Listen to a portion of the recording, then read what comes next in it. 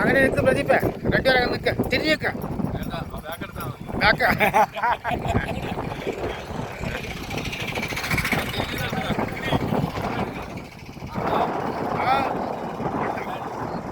ഇവിടെ തിരിച്ച് ആണേറ്റോ, തിരിഞ്ഞ് നിൽക്കുക ആണേറ്റോ. നിങ്ങളാ നിൽക്ക.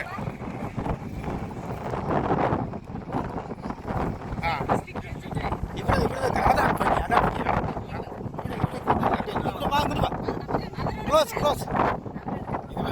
മാത്രമേ ഉള്ളൂ, അവസാനം അതിപ്പോ തന്നെ കഴിച്ചു.